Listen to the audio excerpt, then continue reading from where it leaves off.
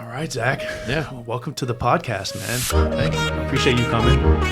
I really want you to kind of begin and tell maybe a little bit about where you grew up, a little bit about yourself, let the kind of people get to know you a little bit. So go ahead. All man. right.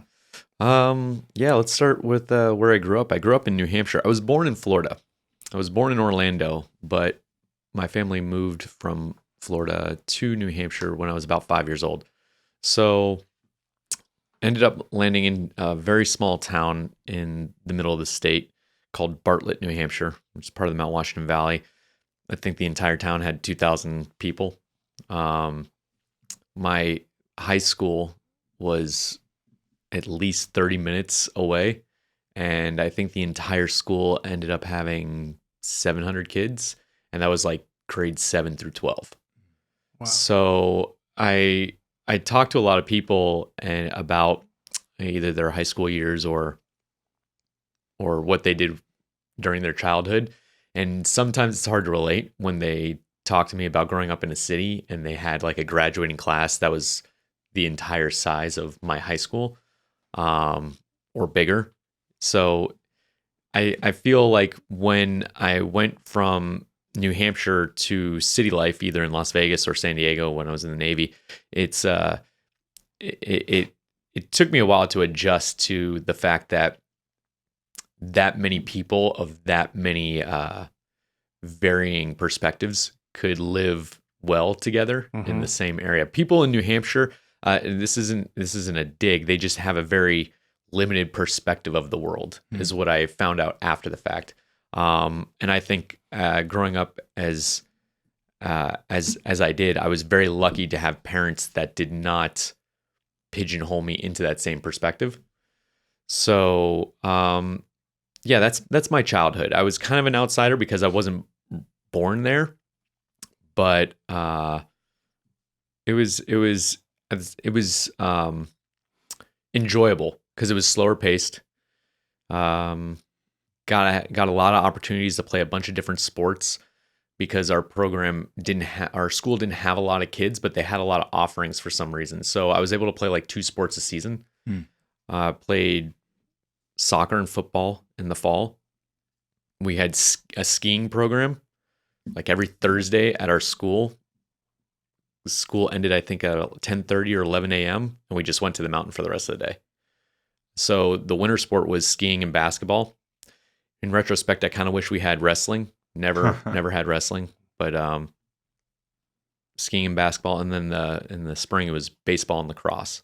Okay. So my childhood, small town, lots of sports, wasn't very popular. Wasn't an outcast, like made fun of all the time, but everybody gets bullied or whatever, I guess. But I guess in essence it was, other than that, pretty regular childhood. Yeah. Good, man. So after high school, what was the next step for you? Or did you always envision yourself like joining the military? Did you have other aspirations, or is that something you wanted to do that you wanted to do as soon as you graduated? Oh man.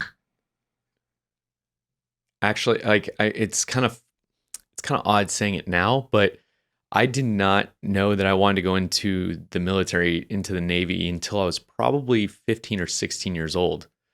Up until that point, this isn't embarrassing, but it's kind of weird to talk about now. I think I wanted to go into like show business. I think I wanted to be like an actor or do something in the entertainment industry. And it's maybe something I forgot to mention when I was talking about my childhood. I was in a lot of school plays growing up. And not because I sought it out. Like, I think someone was just like, hey, you should go try out for Peter Pan. I was like, okay. I didn't care. And I just did it. And they're like, wow, you're really good at this. And I'm just like, what, wearing tights and being hoisted up on a stage? Like, is that what I'm really good at? I guess. I don't know. But it seems kind of odd to transition from stage work and like taking singing lessons to going to the military and the Navy SEALs. Yeah, exactly. Yeah. It's kind of it's an odd transition, but I don't know what, I couldn't tell you what specifically sparked the interest. I know my best friend growing up, his uncle was a SEAL, And he was like, I want to follow in those footsteps and I want to go. And I was like, okay, cool. This sounds really, really good. We got into paintball really early on, like when I was like 13 years old, 14 years old. And I think that obviously facilitated, creeping around the woods, trying to hit each other with paint pellets was a ton of fun. I was like, if this is what being a Navy SEAL is, then I'm totally down for this. Yeah. So, that's when I made the decision right around those mid-teen years. Okay. Yeah. What can you speak to a little bit of what that process was like from the kind of just maybe showing up to the recruiter's office or however that kind of went down? I barely remember the recruiter's office. How was that? Yeah, all I remember about the recruiter's office was the guy was weird. He did not make me feel good. He did not he was almost car salesman-y. Yeah. Yeah, I vaguely remember. Okay, when I made the decision that I wanted to do it, I remember going online. I think the internet was still relatively new. No, it wasn't, but not that old. But I remember researching okay, what do I need to be ready for?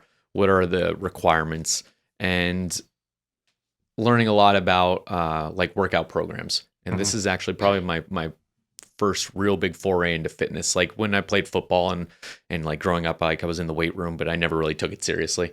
And then I learned as much as I could about training for it. And so I remember before going to the recruiter's office, I had already established a pretty good baseline of fitness, or what I thought was fitness. And then I remember getting there and him immediately saying something in regards to my size. He's like, are you sure? You're kind of a small guy or something like that. And I was like, the fuck is this guy? And I mean, because I'm looking at this guy and he didn't impress me with his physique. He was, but he was kind of, I think he was on purpose trying to make me feel inadequate. And I don't know if it was a form of reverse psychology. If it was, it worked because I was like, no, I'm going to fucking do this. Can I swear? Is that all right? Yeah. Okay, cool. Yeah. As much as you want, man. Yeah. Nice. Mm-hmm. But yeah, I just remember the process at the recruiter's office being something that I did not enjoy. The recruiter was very weird about it. I remember taking the ASVAB test and going through all the paperwork and all that stuff, and then having to meet regularly at the recruiter's office to make sure that I was able to continuously hit the PT numbers. But then, yeah, once I think I remember being called a ship date and went to boot camp, it became a blur. Boot camp was a blur. And then I stayed in Great Lakes, which is where boot camp is. It's right outside Chicago in Illinois. And I stayed there for 14 weeks going through IT school. So a lot of people, I think it's different now, but back when I enlisted, it was you go talk to a recruiter and that's going to be week or months long process to actually get through everything and ship to boot camp. Once you get to boot camp, I think boot camp's 8 weeks, might be 7 weeks, somewhere around there. And it's just a bunch of monotonous and boring stuff. And if you go ready to be a Navy SEAL or what you think is ready to be a Navy SEAL, any of the physical stuff that they're going to have you do, it actually detrains you. So I got out of boot camp in less shape than when I went in. And that's very frustrating. But you learn a lot of the stuff about hey, this is what it's like to be in the Navy, mm-hmm. the fleet. And you learn a lot of the basic military terminology, how things work more or less, or how they're supposed to work, maybe. And then once you're done with boot camp, you go to A school, which is training for your job should you not make it through BUDS. So it's if you don't pass SEAL training, you have to go back to the fleet as, in my case, IT, which was information tech and radios, communications. So I spent 14 weeks learning about radios and computer systems and phone systems that are used on ships. And so does everyone that goes into Navy SEAL training have to do this auxiliary training if they don't make it? Nowadays they don't, but before they did. If you don't there's another path where it's called your undesignated. And that's like the least desirable thing, because if you don't pass SEAL training, you go to the fleet undesignated, which means you don't have a choice as to what you get to do. Right. They're just going to assign you somewhere and you'll figure it out. So I knew that I was kind of into computers and kind of into tech because I like playing computer games. And we talked about that a little bit. Yeah.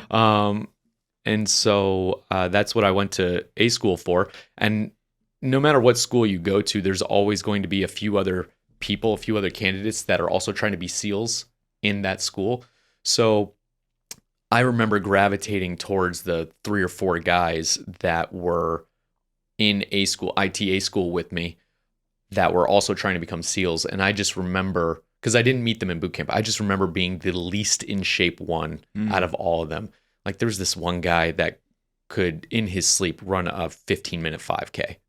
Oh, And he looked like an inverted triangle too. Like he like his upper body, he was jacked. Like 30 strict pull-ups. You do 100 push-ups straight, military push-ups, not like actual push-ups, but you know what I'm talking about, right?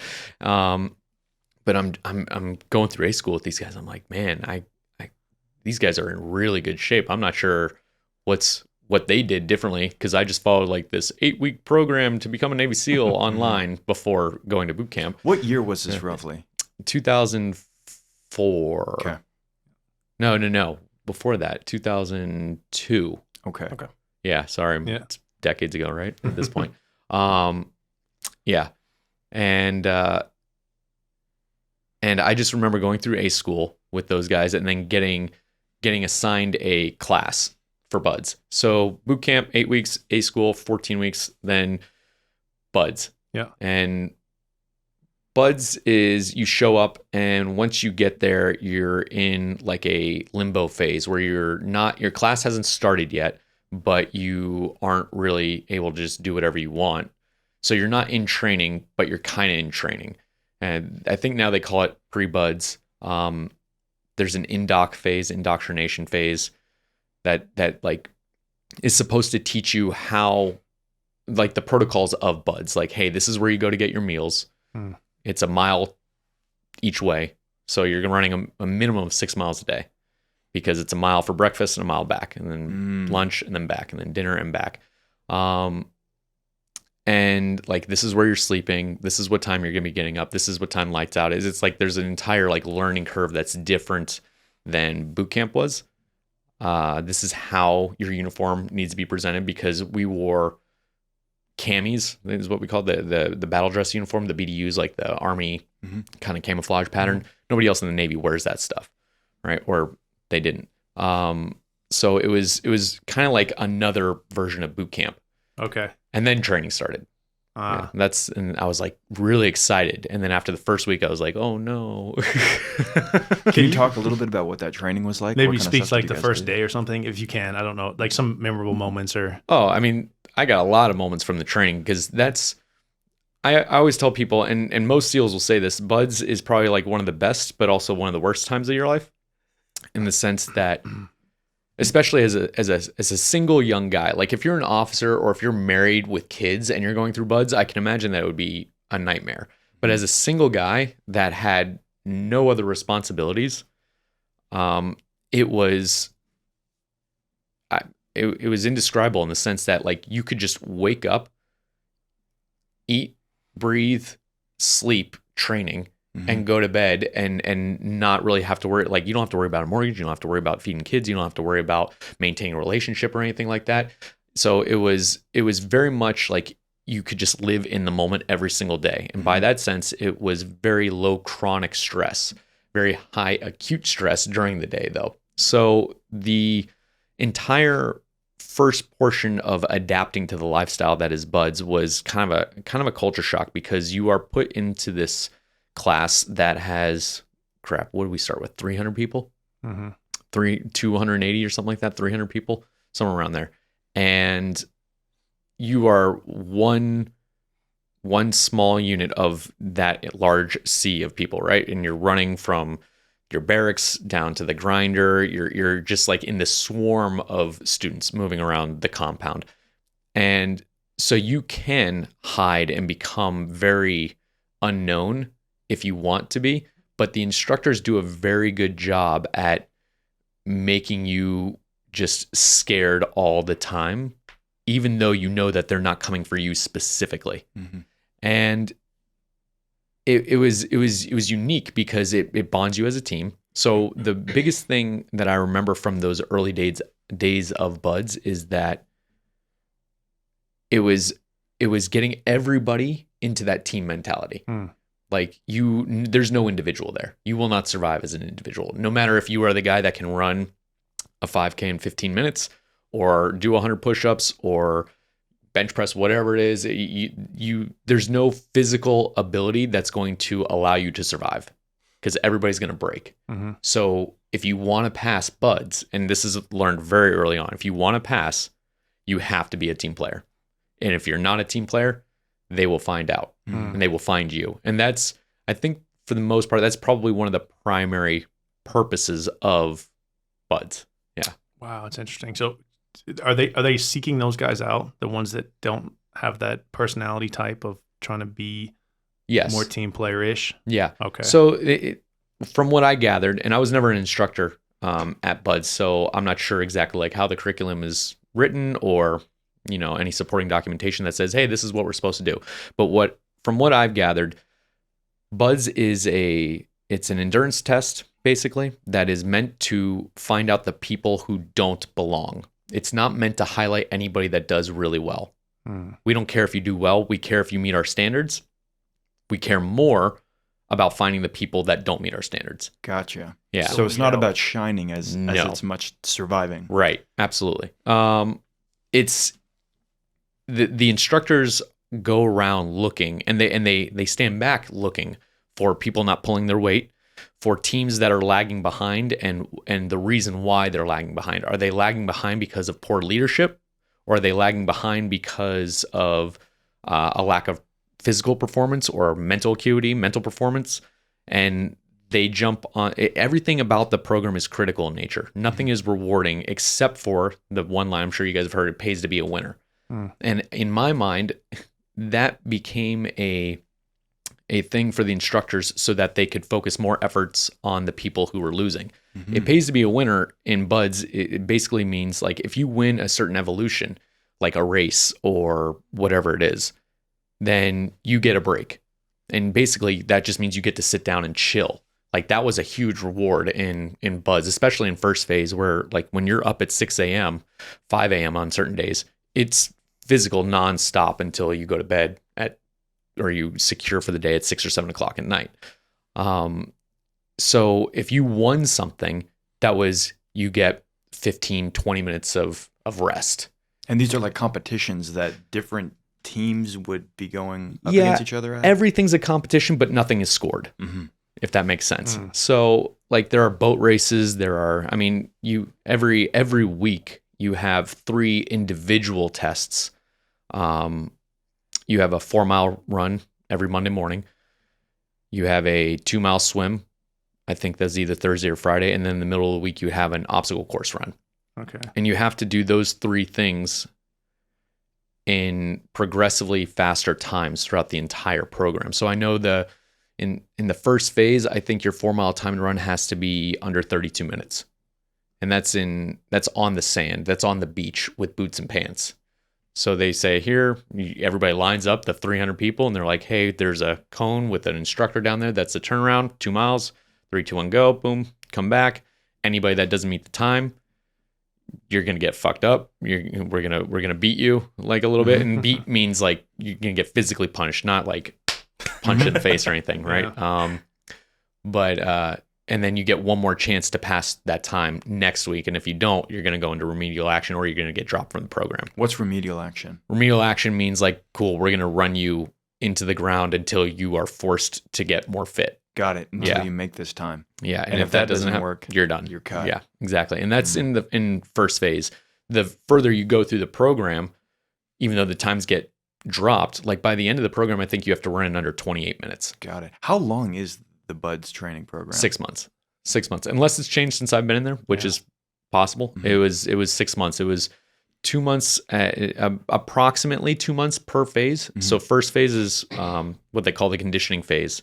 And that's the purpose is literally to see if you are going to quit due to physical discomfort. Mm. So physical discomfort is anything from physical exhaustion from push-ups, burpees, running, swimming, all that stuff. Mental exhaustion from lack of sleep.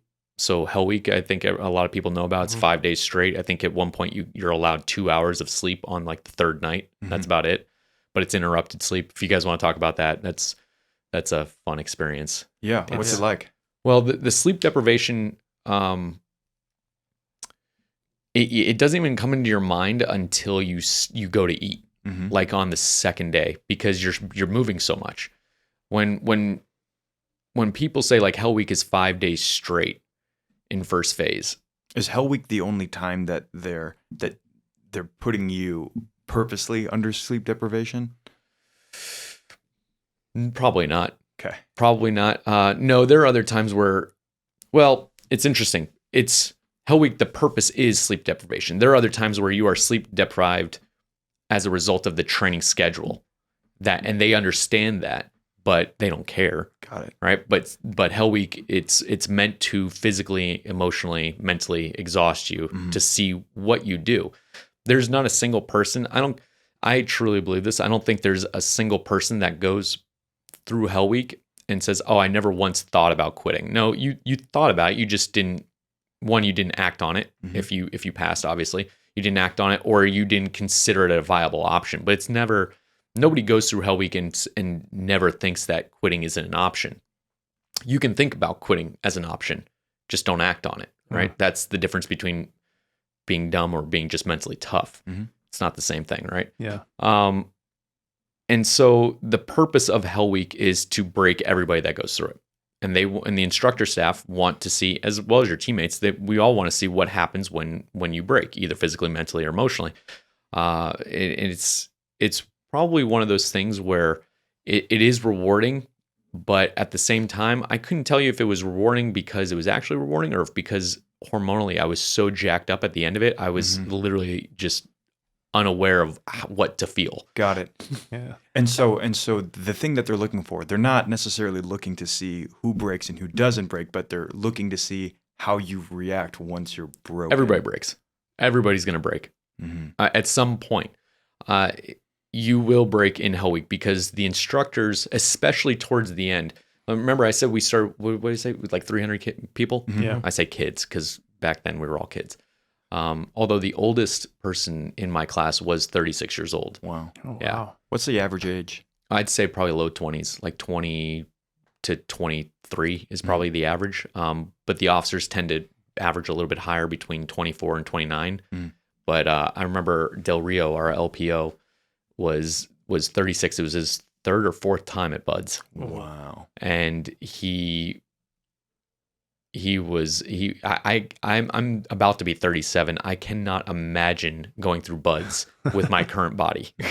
And so the fact that, and when you're as young as I was back then, 20 years old or whatever, you'd be like, oh yeah, this is hard. And then I'm thinking, man, it was really hard on a 36-year-old body. Holy cow.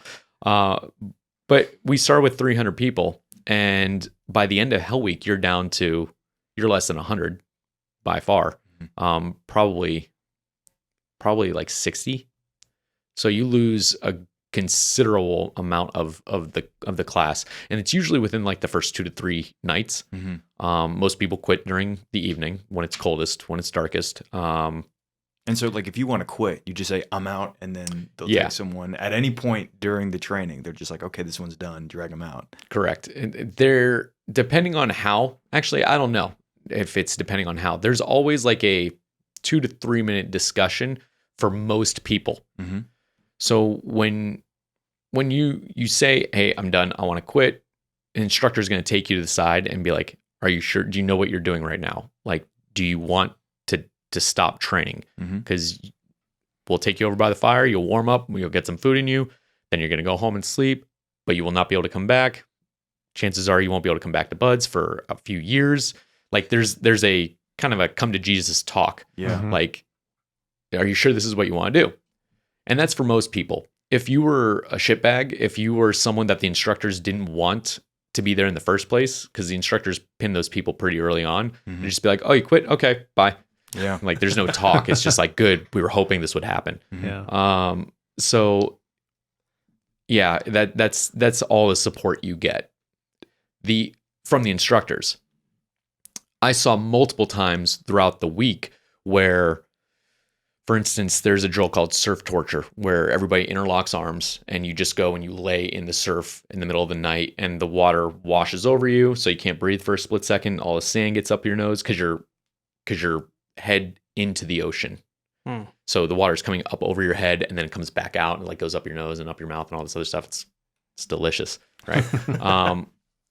But then you're exposed to the air. So you know how like water gets over you, you're wet, and then you're exposed to the air and now you're freezing. Really cold. So we'll do that for anywhere from 20 minutes at a time to an hour at a time. And it's just a mental like grind, right? And you're interlocking arms.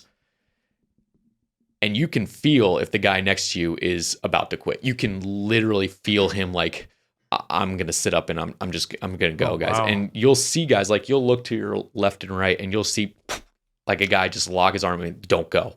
Fucking don't go. Just stay here. It's only a few more minutes. You can tough it out. And so the class, if you've built up, a team and you're part of a good team, they will support you. And that's the instructors want to see that. And the instructors look at that saying like, okay, I see this one guy that wants to quit, but I see the guy on either side of him that won't let him quit. And they won't let him quit because those guys believe in the guy that wants to quit. So there must be something about that guy that's worth saving. Everybody's going to have a moment of weakness, right? You have to be the guy that your team understands you are worth saving, because everybody on that team will have a moment of weakness at some point. So are you a person on that team that is worth saving? That makes sense. Yeah. Totally. Yeah. Yeah. How many people do you think say they want to quit and get that come to Jesus talk with the instructors and end up turning around and coming back? I saw it like once, I think. I did see it, but they ended up quitting later. Yeah. So like if you quit once and you went to the instructors, it was just a matter of time. What's the closest you ever got to quitting? Was there a moment? Yes, actually. Now that you say that, it was on the final day of Hell Week. And you sit right there, and I hadn't thought about this moment for a long time. You spend a lot of time thinking about this stuff, and then it kind of just fades. What happened? We were on the beach, and we were eating, I want to say it was breakfast. It was an MRE. We didn't go to the galley for breakfast. It was on the final day, morning, eating an MRE, and you're not allowed to sleep, right? So if you're sitting there eating and the sun is coming up, I'm starting to get warm because the sun is now shining on me. And I think the instructor saw that I was dozing off like in the middle of my meal and was like, Forrest, hit the surf. You were sleeping. And I, because I'm an idiot and because I had a problem with authority at that age, I said, no, I wasn't. And he was like, what the fuck did you just say? Like, you don't argue with the instructors if they tell you. And I said, I wasn't sleeping. And he just looked at me like, you're going to fucking die right now. And I knew I made a mistake. And Instructor Simons, I still remember this guy. He had a scarring moment on me, right? He came up to where we were sitting and literally grabbed me and pulled me. At this point, I'm pretty weak. I'm not going to be able to resist much. And pulled me into the surf and walked me out about waist deep. And I knew he was pissed off because he was getting wet. Like the instructors don't want to be uncomfortable. Yep. Why would they, right? And so like I'm in trouble. And he's like, you need to stay under the water for the remainder of the meal. Not like my head, but just like up to neck. And at that point, I was like, I don't know if I can do this because I was so chafed. The insides of my legs were raw flesh from being, because people tell you, oh, you're awake for 5 days, but you're not only awake for 5 days, you're soggy for 5 days. You're not dry. There's no point. So your skin is like sloughing off. Like you're literally covered in ocean water and sand for 5 days. Do you ever change clothes? You change clothes like every 24 hours, But But then get this, get wet. immediately, like you put on, you take off your clothes, they spray you down with some like disinfectant, like from a hose, like you go through like an assembly line, they spray you down, and then they give you some dry clothes, you put them on, and as you're leaving the room, they're just spraying you down again. So you're dry for like a good 18 seconds out of the week. yeah, literally, it's less than 2 minutes. You're actually dry, and then you're wet again. You're standing at the top, and now once everybody has their new clothes, because you've just been sprayed down with fresh water, which is great. Cool, run into the ocean again. Wow. So you go maybe a 10-minute period where you are not covered in ocean water. And it's anyway, at that point in time when the instructor had dragged me out into the surf, I was so chafed. My skin was so raw around my belt line. Like I still have scars on the insides of my thighs and on my hips from the sand rubbing into me. And I just remember anytime that you were in salt water at that point on, it felt like you were dipping yourself in battery acid. Like it was just an intense burning pain. Yeah. And so for a split second, I was just like, I don't know if I can deal with this pain. And I went down, and it woke me up. I'll tell you what, I wasn't tired after that. And I was just like, oh, holy shit. I'm in a tremendous amount of burningness right now. And that was the only time where I had really considered I was on the verge of quitting. And it sucked because there wasn't a guy next to me to talk me out of it. Yeah. It was just the instructor. And he even whispered in my ear, he's like, are you going to quit right now? And I was like, oh, this motherfucker is really pushing me right now. So I'm obviously I'm glad I didn't, but that was the point where I almost broke. Yeah. Yeah. And I'm thinking about it now. I was like, it's just going underwater. It seems so insignificant. But on the 5th day of Hell Week, your hormones are out of whack. Your mental, I was hallucinating. Like I remember people in our boat crew were seeing things out on the water. Like I thought I saw a semi truck in the middle of the ocean. I was like, yeah, we got to go that way. Otherwise the truck's going to hit us. And people are like, what the fuck are you talking about? I'm like, you don't oh yeah, I'm going, I'm spaced out right now. But so I kind of have to give myself a little bit of I don't know if it's compassion or empathy in the sense that I was a little jacked up at that point. Yeah. Yeah. So were there times where your confidence started gaining a little bit more, I don't know, confidence in yourself as time went on through the process of buds? And to that question, how does it all end? Like, are you counting the days? Like, oh, it's almost over. It's almost over. Like, how does that process kind of work in the end? In buds, I didn't really count the days. In buds, the grand scheme of things, there were moments that I disliked, and there were certain training evolutions that I was not happy to be doing. But when I tell you it was the best and worst time of my life, I genuinely woke up every day, save for 2 or 3 days throughout the entire training. I woke up every day and I was like, I get to do this, and I'm learning to become a Navy SEAL right now. This is why I'm here. So I was motivated. The counting happened during Hell Week when I was like, just make it to the next meal. Just make it to the next evolution. Just get through this. Like it starts with a 2-mile low crawl, like through sand. So your elbows, like when Hell Week starts, it's everybody's on your belly and you just follow the instructor, and they start you on the grinder, which is in the compound. They take you out onto the beach. They take you down the beach. They take you back up to the beach, back into the compound, and you've been low crawling. So your knees, the insides of your knees and your elbows are just automatically within the first 2 hours are just raw. And you're like, oh, this is a great way to start the next 5 days. But you don't think about the next 5 days. You just think about, hey, get through this one evolution that I'm on right now. Cool. Got that. All right. Next one, just the next one. Get to the next meal. Right. So I was never really counting the days otherwise, if that makes sense. Yeah. And you mentioned the winners of the evolutions got the breaks. I assume that didn't count during Hell Week and that everybody was just... No, it did. Oh, okay. It did. But I mean, the breaks were just a lot shorter. Like it was, you get 5 minutes to just sit there wet and sandy. And before we start the next thing, it was still sought after. But what was quickly determined was that the same boat crews were winning certain evolutions. It was like, oh, boat crew number 1 is faster on the boat races, whereas boat crew number 5 they have all the strong guys with the strong shoulders, so they're going to win the log events. And boat crew number 6 they're the fast runners. So boat crews are organized by height. Me being 5'7", right? I was always towards the end, and the smallest crew is known as the Smurf crew. Right? And it's usually guys that are either 5'7" or under. And I remember there were some, I want to say Del Rio, the 36-year-old guy that I was telling you about, he was shorter than me. He was like 5'4". And he, I think, was in charge of the Smurf crew. I was always, luckily, I was like one body away from being in the Smurf crew at all times. There was always like 6 or 7 guys that were shorter than me.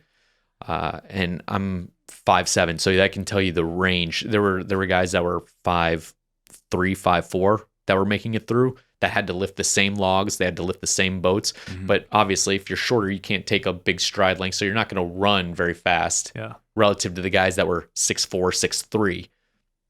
So the Smurf crew was losing a lot of stuff, but they made up for it in grit and determination. Yeah. Is there like an ideal size for a Navy SEAL that they look I don't think for? there's an ideal size. There are ideal sizes for certain tasks and for certain jobs. In buds, definitely. But I think a lot of people forget that making it through buds is not the goal of a Navy SEAL. That's just the test to see if you can do the job, and the job is fighting wars, and the job is combat.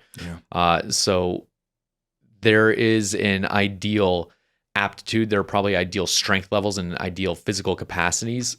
But I mean, you definitely don't want to be in a combat scenario. You definitely don't want to be a super small guy unless the scenario dictates climbing into a very hard to get spot so that you can get advantage on someone.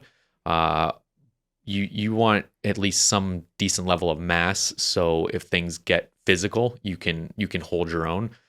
But in Iraq, the Iraqis aren't an especially large group of people. So, I mean, there wasn't really a ideal size, I would say, as much as there's an ideal amount of ferocity and mentality. Yeah. Just a fight in the dog. Yeah, exactly. So after you finished up BUDS training, what came next for you? So after BUDS it's blurring now. I don't know if they do it the same order. We went to cold weather training and jump school. So now the Navy trains their own free fall, and you go to a Navy school for static line, which is you jump out of a plane, your chute is automatically pulled, and then you go to free fall, which is halo and HAO jumps. Do you guys understand what those are? Yeah. So I've watched the Discovery Channel. Oh yeah, perfect. Yeah. So you go to jump school, but when I was in, we went through the Army. So I had to go to Fort Benning for static line, which working with the Army, with big Army at schools like that is a huge pain in the butt, just because they are extremely bureaucratic, more so than the Navy. You're kind of sequestered a little bit different because people know that you are in the pipeline to become SEALs. Our insignias look different. Our petty officer, so I was a second class petty officer at this time, and the emblem is a crow, but the emblem looks like the same as the officer eagle. Kind of. It's like if you're just glancing at it, it could be, especially on BDUs, on camis, they look very similar. So we were walking around as enlisted, like lower end enlisted, getting saluted by lower end Army people because they didn't know the difference. And we just fuck with them, be like at ease, and just walk by. If anybody had seen us doing that, we would get in major trouble for impersonating an officer. Yeah. But it was different at Fort Benning because it was our first taste of it sounds childish now, but it was our first taste of the respect that you get for being in special operations. And it sounds kind of stupid because none of us really expected it, but you could tell that it would go to some guys' heads because we just graduated BUDS. We get to Benning, and everybody looks at us like, "Oh, those are the SEALs." Yeah. And so they start treating us different, whereas we're used to 100% being shit on and just treated like dog shit from the instructor cadre. So it was was interesting to go to another school, another branch, and be treated differently, and actually go through school. Like, oh, this is learning. You there's no fear of getting beat up. There's no fear of like being physically punished, or if you mess something up, like you're gonna get the backhand or whatever it is. Like there was no fear of that. So you come out of jump school a little cocky, right? And then you go to cold weather training, and after buds, there's a lot less of that anyway in the SEAL pipeline. Like you go to cold weather training, which is in Alaska.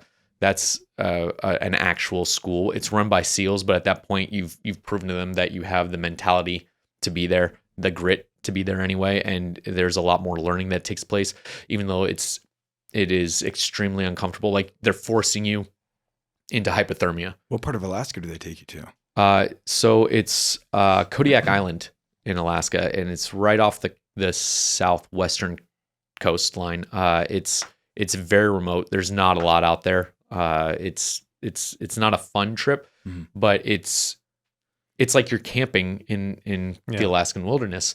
And I just remember the one drill rewarming that was probably one of the top 3 most single painful evolutions.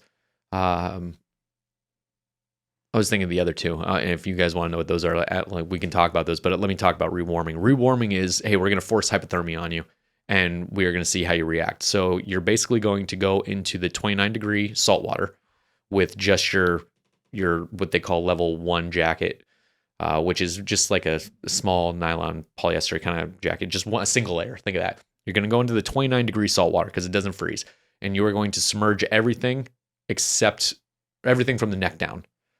For 5 minutes. Oh. So you're out there and the water is so cold that you go numb within the first 30 seconds and your body just starts jackhammering, right? The cold within shock. 30 seconds. What's that? The cold shock. Oh yeah. It's pretty brutal. Like your nuts are in your stomach, right? But then when you come out, the difference in air temperature to water temperature is so drastic that you feel like you instantaneously have been set on fire. Like there's an insane amount of burning that takes place. Like, you know how your leg ever fall asleep and it's like kind of like pins and needles, and it's like a burn. It's that to the 100th power. It's an insane amount of circulation that just the pins and needles hurts, and it's throughout your entire body. And so the rewarming drill is you need to basically, you have all your equipment laid out. One of you needs to build a fire. The other person needs to build the tent. And you need to strip down all your clothes, pull the fire into the tent because it was a specialized plate that you could have a fire, so you could heat the tent air quicker, and lay out all your clothes. If you get hypothermia, you fail. If you don't, you pass, basically. So, and you'd have to do it again if you failed. So you work in pairs. One person's building the fire, and of course your hands are completely numb and you're trying to like do stuff and you can't feel your fingers or whatever, while the other person is trying to put together this tent. And as soon as the tent is up and the fire is lit, you guys strip down to everything but your underwear. You strip down, you put your clothes out so they can dry, and then you guys get into the tent and sit next to each other trying to warm up. And that's the rewarming drill. And I just remember the amount of pain for the first like 5 minutes after getting out of the water was intense. Yeah. But what do you think the air temperature was? The air temperature, well, we were there in February. I want to say the air temperature on that day, because it was a sunny day, was like high 30s, low 40s. Yeah, it wasn't an overcast day, so we were lucky. Yeah, if it had been overcast or windy, it would have been brutal. It would have been way worse. Yeah. I remember a few of the guys did not pass, and then they repeat the drill right then and there if you don't pass, which it never made sense to me. Like, give these guys a rest, but it's like, cool, you didn't get it in time, go back into the water for 3 minutes and then come out and try it again. And so, but everybody, for some reason, I thought that would be harder, but everybody would pass on the second go. Maybe it's because they got their wits about them or something like that. I don't know. But that was hands down, post buds, one of the most painful evolutions that I've been through. Yeah. Wow. But starting that fire was probably such a good feeling. Yeah. Yeah. But you I probably had to put the tent together. Okay. So my buddy Adam put together the fire, and I just remember having to focus so like I had an instantaneous headache. Like, and I was like I'm staring at these sticks, like trying to put them together so that, the rods, and like I'm putting it together, and I just remember hearing him behind me hearing him shiver, like like breathing, right? And then turning around, and all of a sudden I saw spark and fire, and I was like, good. Like he didn't complain. There was no struggle on his part. He was an all-star. He was one of those guys where it was like he was so good at everything that he did that of course you're a Navy SEAL. You're just a fucking rock star. Yeah. And he not the sharpest guy though. but just very lucky. Maybe not lucky, just very good at everything. And I just remember turning around and like locking eyes with him and be like, nice work. Yeah. Come help me with the tent, you fucker. And so he definitely carried my ass in that event, in that evolution. Yeah. But that was rough. That was definitely rough. I can imagine. Oh my gosh. So where are you at now in your story of becoming a Navy SEAL? You leave there and you go where? Yeah. Yeah. So buds, then free fall or jump school and free fall, cold weather training, and then you go back to SQT. So SQT is SEAL qualification training. It's about 4 months, and that's where you learn the it's called SEAL qualification training because it used to have a lot of evolutions that were tests that were meant to teach you the specific skill set specific to Navy SEALs. So you do more land warfare, you do more close quarters combat, CQC, CQB, hand to hand. You go to the next level of combat dive. You started dive in second phase of buds, and you learn open circuit, which is normal scuba, and then closed circuit, which is like your sneaky scuba dive. There's no bubbles. You breathe on a rebreather. And so now you're learning more advanced skills, like how to navigate across a bay or a large body of water so you can put a mine or an explosive on the bottom of a ship without seeing anything. Because if you're going to be in the water, it's going to be nighttime. And if it's nighttime in the water, you can't see anything. Do they train you to do like specific tasks like that? Yeah. And so that's all done in specific tasks, but it's very, very basic. And the thing about military operations are the more complex any operation is, the more likely it is to fail. So if you can keep operations as simple as possible, you're going to be more effective, because if Navy SEALs are good at anything, it's doing basics very, very well. We have a tendency to overtrain the basics to the point of obviously monotony, to the point to where if you asked us to do something that was considered basic, but in an extremely high stressful situation, we're going to be successful just because we can do it while we're sleeping, essentially, if that makes sense. Yeah. So a lot of it was repetitive stuff. Like, hey, you're not going to be able to see anything. You have to go swim 30 minutes or whatever, half a mile this direction. You're going to have to take 2 turns. You're going to end up underneath a ship over here in this harbor, place the explosive, come back without anybody seeing you, and detonate. We obviously in training, you're not going to detonate anything, but there was dealing with currents, dealing with shifts in the way that the water was rising or lowering. There are a lot of variables that come into play in underwater operations and diving operations. So that was a big portion of SQT, along with the land warfare and the CQB and the other stuff that everybody knows SEALs for. Yeah. Recently there haven't been a lot of diving operations because we've been in the Middle East or elsewhere. So, but that's something that we're always training, because if there should be, that's who they're going to use. Yeah. Yeah.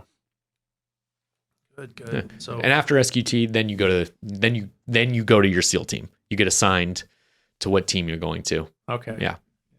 What's that feeling like? What's kind of all done, and you're in a part of a SEAL team here.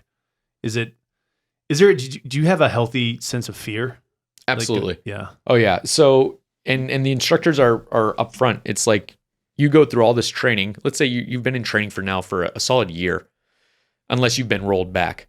So if you pass buds, they know that you're someone that's worth keeping around. So if you get injured or if you're having difficulty with something, they might hold you in training to remediate or let you heal and then put you into the class that's coming up. So I love diving and I was good at it, but I was not built for it. So I blew my eardrums 4 times on each side, and like a perforated eardrum just from, I was unable to clear. So my pressure Valsalva is the maneuver that they call it to pressurize your ears. So I got rolled in SQT because obviously if you blow out your eardrums, you're not going to keep diving. And the amount of training got stretched like a year and a quarter. So graduating for me and getting past that, which was pretty difficult for me specifically because of my ears, I was relieved. I was proud. Also a little bit like, man, finally, like I was finally like this one thing that I know we're not going to really be doing once I get to the team. Like underwater operations is not a thing while we're in the Middle East, really. So it was really dragging on me that was what was holding me back from actually getting through the training and getting operational. Yeah. So that it felt great. It was a relief, but it was nerve-wracking because now I was like, okay, now let's go play with the big dogs. Let's go play with the guys that are actually doing the job. And you get to your team as an FNG, as a fucking new guy that you now have a trident on your chest and you haven't done jack shit. You don't know anything. Got it. Yeah. Almost like you graduated college and now you're in the real world and you still don't know what you're doing when you get a job. What I would imagine to be the equivalent. Yeah. You get there and you start talking to guys that have at least 1 deployment, but likely 2 or 3 underneath their belt. And you quickly realize like, oh, I'm back to square zero. I know jack shit. I'm the lowest man on the totem pole. And there's probably a 2 to 4 week period between graduating SQT and getting to your team where you feel like king shit. And then that image gets smashed once you get to the team. You get smashed. Yeah. Oh man. So you finished being a SEAL, and what after that, what kind of started drawing you to CrossFit? Was there something in between CrossFit and a Navy SEAL, or what's that transition? Well, yeah, it was interesting because I found CrossFit when I was in the Navy. So in SQT, my class proctor was Dave Castro.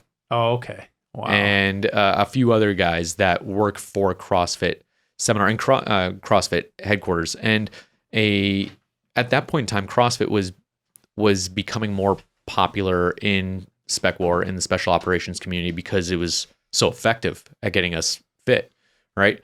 And I remember going to in the middle of SQT training, going to a level 1 course that was ran by Dave, Nicole Carroll, and Greg Glassman. And it's me and 20, 30 other guys that are, months away from getting our trident, being Navy SEALs. And we're like, what is this old guy and this tiny chick going to teach us about being fit and being combat ready? Like what?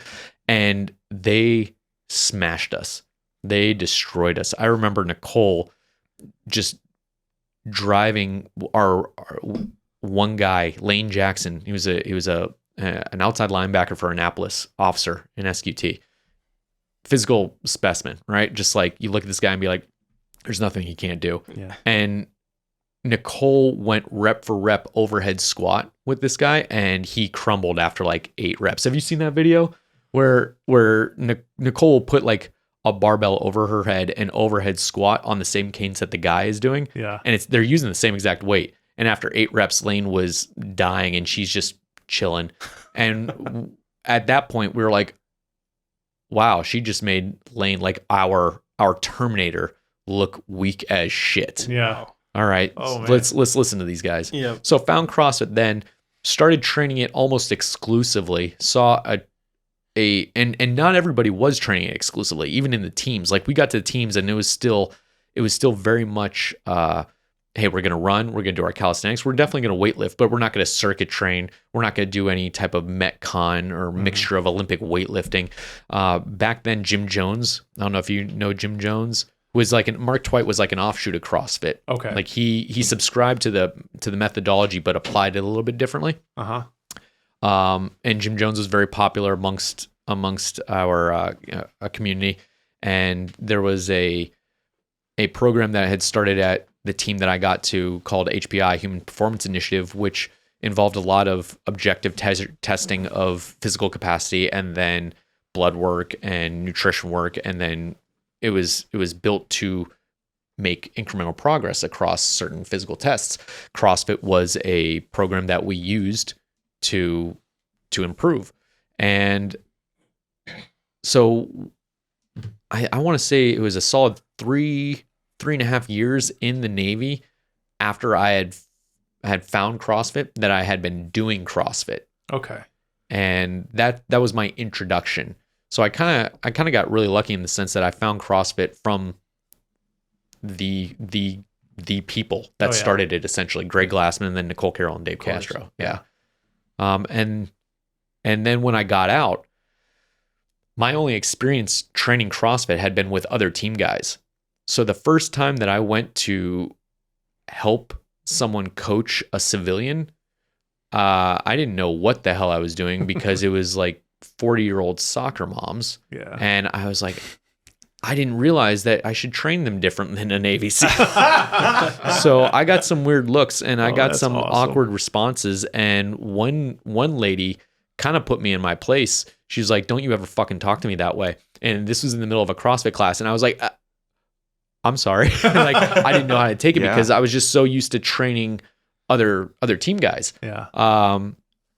And that was an eye opener. And then I realized, like, oh, if I want to be a CrossFit coach in the civilian world, I need to rein in the way that I talk to people. Yeah. So it's almost like CrossFit as an exercise almost evolved out of like military style SEAL training. Well, I mean, it became popular for us because it was so effective at getting us the results that we wanted. Got it. I don't think Greg developed it to be military specifically. I think the people who needed the type of fitness that his program evoked found it and popularized it. Definitely.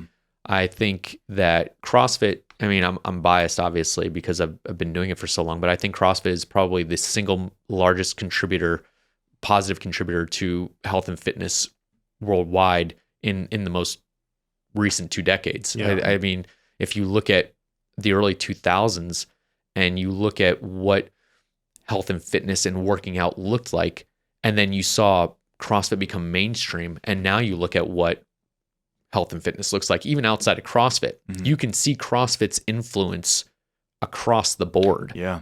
And so I think I was definitely lucky to be exposed early on, especially by people who understood the intention of the program and who did CrossFit well, as opposed to treating CrossFit like a sport, because I think that's completely different. CrossFit wasn't a sport when I found it. Yeah. There was no competition. It was just, this is how we trained to go do our jobs better. Law enforcement found it. Firefighters found it. Yeah. And I think that the results that they saw in their job performance-wise, but also aesthetically, like it's what people wanted. So I think that the efficacy of the program is what led to its adoption, if that makes sense. Yeah. So you came to Vegas. Can you talk about a little bit about the how you kind of started your gym and what that looked like, and any kind of bumps in the road? It was kind of a bumpy road. When I got out here, I knew I wanted to do CrossFit, like training style, and I could do it at a Globo gym, at a 24-hour fitness, but not well. I was getting some weird looks. And so I just typed in like CrossFit in Las Vegas. And one guy I found on like message boards, on the CrossFit.com message boards, which I think have gone the wayside now. I don't think anybody uses them anymore. Back then, that was the only way to find CrossFitters. And he was running like group training in the park. And I forget what park it was. It was a park over on Rainbow. And so I went out and I connected with him. I worked out with him and like 4 or 5 other people a few times. And he was in the process of getting a sublease at PSI, Philippi Sport Institute, run by Mark Philippi, who was like a strongman and like the strength conditioning coach at UNLV. Mhm. And when we got in there, I had told this gentleman's name was Joe Marsh, and he was doing kettlebells and CrossFit in Las Vegas, the only person that I could find. And I told him like, hey, I've been doing CrossFit for a few years now. I've taken the level 1 course. If you want to, we should run classes together and start charging people. And he was like, yeah, okay, cool. I've been meaning to actually turn this into like a business. And so he had set up the sublease, had started running classes. When he would go out of town, I would take over his classes. And when he was in town, I kind of acted as his assistant. I didn't want to step on anybody's toes. Like, I'm not like, hey, I'm taking over your business or anything. But at a certain point, I was just like, hey, we should partner up 50-50 and like open up the first facility in Las Vegas.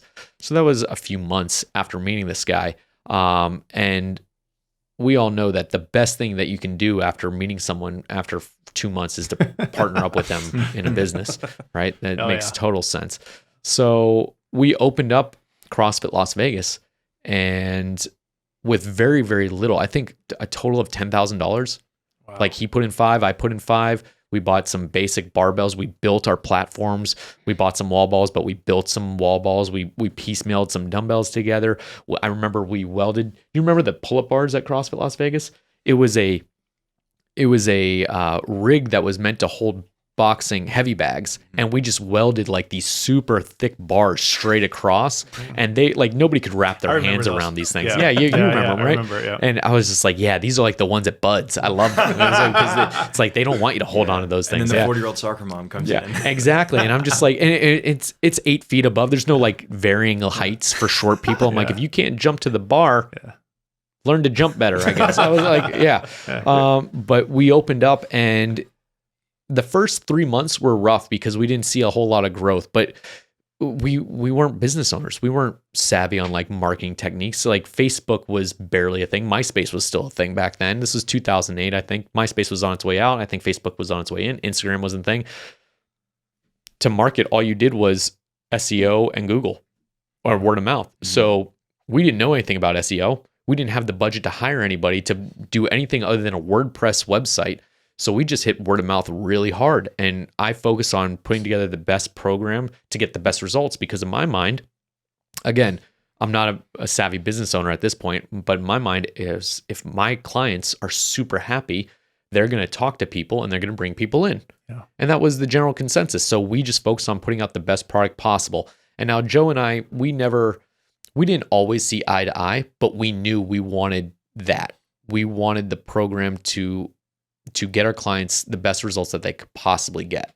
And so I think we were really strong, a really strong partnership in the sense that we had aligned on that. And I think that's what carried the success of CrossFit Las Vegas early on. Yeah. Yeah. Yeah, definitely. And I feel like your gym kind of sparked the every CrossFit that actually came to Vegas, because they all had to, like, at least because you were the first one, they had at least come to your gym. Like and then, they do it for a few times and they go like, I'm gonna go get my L1. They go get their L1 and they open their gym. And I feel like a lot of CrossFit now is, it came out of CrossFit Las Vegas in a way. I remember when TJ first came in. I remember meeting Billy and Shane, and I remember meeting James from Kaizen, and I know Brian over at PFC. Like there were a lot of gyms early on that, you're right, they came through CrossFit Las Vegas, and that was, I don't think that was a function of our gym specifically. I think that was a function of early on CrossFit community, where it was still so underground that you were just drawn to people that wanted to do that stuff, the hard workouts. And it was a cultural phenomenon that I definitely miss. And I think it was one of those things that if we tried, I don't think you'd be able to replicate it. Yeah. I think it was a one-time thing that happened at that certain era of CrossFit, and just laid the foundation, set up the community out here specifically just to keep growing the way it did. Yeah, I feel like I got lucky because I was early on in the CrossFit, and I still remember the sentiment. Like I remember they had shirts. It would say FLVAC. Oh yeah, like, that's right. It was like very early on. It was just like it was kind of that's how underground CrossFit was. Yeah. You know, it was. We were the the counterculture. Yeah, We were the yeah. anti-gym gym. Yeah. Yeah. And I remember when Reebok came, everyone, at least somewhat, just kind of felt like it was Like a sellout. sellout. Yeah, That's right. absolutely. Yeah, yeah. And I knew from at this point when Reebok came in, that was what, 2010, Yeah. 2011, somewhere around there. I had developed in those short 2 to 3 years, I had developed a little bit more a keener business sense, right? And I had realized, okay, I see what's going on. I understand what's going on. I understand the necessity here, especially with the sharp rise of CrossFit as a sport, Of course. the popularity. Because again, when I found it, there was no sport. The CrossFit Games hadn't even happened. I wasn't able to go to the first CrossFit Games because I was deployed, Yeah. right? It was a matter of time before money came course. into Yeah. CrossFit. I think the way it was handled was intelligent. I think the way that it was handled with Greg and Dave keeping tight reins on it, tight control over it, was well executed. Mhm. I don't think they should have changed much looking back on it. No, of course, Yeah. it was always heading that direction. That's kudos to them. Yeah. For getting it there. Yep. You know, it just that moment when you speak about that moment, I do remember like it was a very like, oh, you're not part of Fight Club. You don't. Yeah. Yeah. You don't. You Oh, don't, yeah. You don't get it. But yeah. I remember having to switch people's perspective. Like they came to CrossFit back in 2008, 2009, 2010. People would walk into CrossFit with a very specific perception of what it was. And I just remember for the first month, for the vast majority of people that signed up for CrossFit, I had to work to change that perception because they thought that if you weren't bleeding, crying, or throwing up, you were doing CrossFit wrong. Yeah. I was like, no. Like I know gyms like to put out these highlight reels of people dying essentially, Oh yeah. but that doesn't need to happen every single time. And it's like there's an element of that. Mhm. But some people showed up. It started to draw people because of the sport. It started to draw people with egos Mhm. because they're like, oh, I can be good at exercise. Like, Yeah. why? Why? The Yeah. purpose of exercise is not to be good at exercise. It's not necessarily the purpose. Yeah. But yeah, that was a very interesting shift It was. in priorities for people coming into the gym. Yeah. Yeah.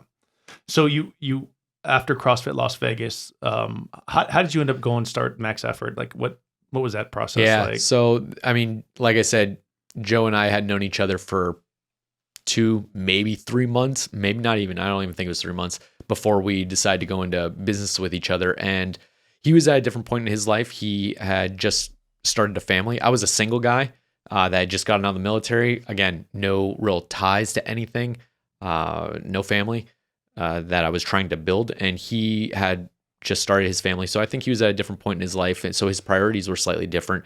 I was willing to make a lot of sacrifice that I don't think was capable of making because he had so many other responsibilities. And we just didn't see eye to eye on some of the financial aspects of the business. So we ended up splitting. And he took the name CrossFit Las Vegas and half the membership and went to a different location. I stayed where we had been in the sports center. Do you guys remember that location? Yep. Yeah. Great location.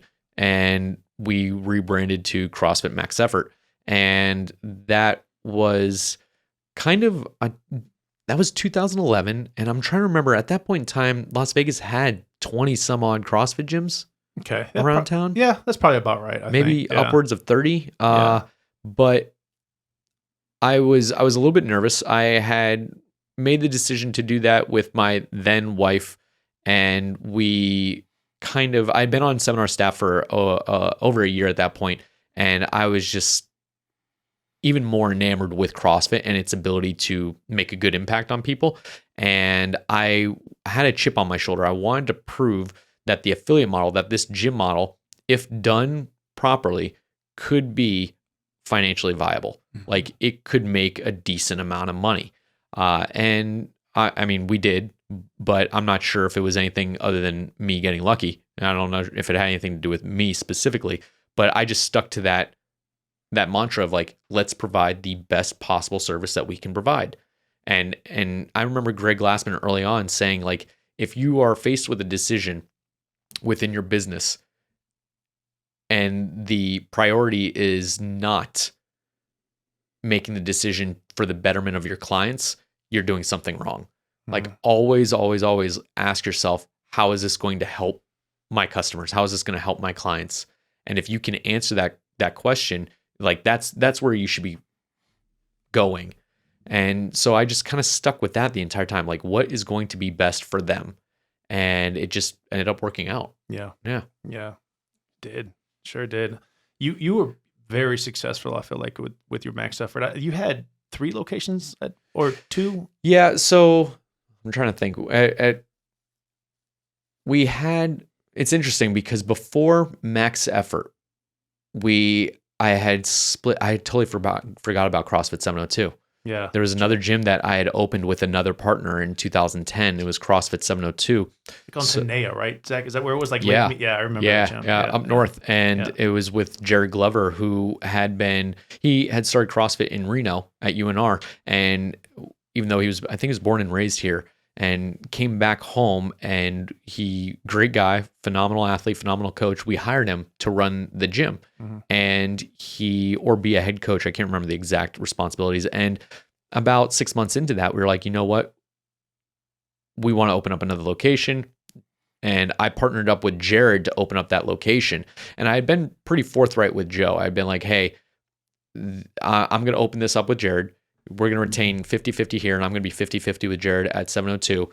And we're going to prioritize making your family some money down here, Joe, because the way that we had run the business, we realized that we could not grow a gym to the point that it could financially support 2 families, not the way that we wanted to be supported. And so I was like, okay, I'll take a smaller piece of 2 pies, and you can retain this, and me and Jared will retain this. And that's how we kind of envisioned it, because I'm an idiot. Again, not very savvy at that point.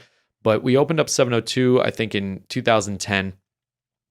And then in order to open up max effort, once me and Joe had split CrossFit Las Vegas, the assets, and that had done, I sold my 50% back to Jared so I could focus wholly on max effort. Okay. And so now 702 was up north. CrossFit Las Vegas headed a little bit further west. We stayed in the sports center for max effort. And over the years, I had been friendly with Jared. He had grown that business very, very well. He's a pretty intelligent guy. And I ended up buying CrossFit 702 back from him to expand to our second location. That became CrossFit Max Effort West. In retrospect, probably should not have done that. Yeah, and so that's a whole other story. Yeah. But we ended up acquiring that location, and then we ended up partnering up with Omar over at CrossFit Social City, and that came under the umbrella, and that became a sister affiliate, a third location, if you will. Yep. Yeah. Yep. Good stuff. Can you maybe describe a little bit about the evolution of CrossFit since its early days and kind of? Well, from my perspective, a lot has changed, and I think it's exciting for me to talk about because I've never been part of something other than CrossFit that has evolved so quickly, so dramatically, and so impactfully, right? I've been lucky to be a part of many high-performing teams in my adult life, and to this day, outside of the SEAL teams, the military, I'd say CrossFit headquarters is probably the group of professionals back then. It's grown beyond that initial group, but it probably one of the only groups that is so high performance that the reason it did so well is specifically a unique combination of the efficacy of the training and those specific people. Okay. Without Dave, Nicole, definitely Greg, but obviously there's too many people to name.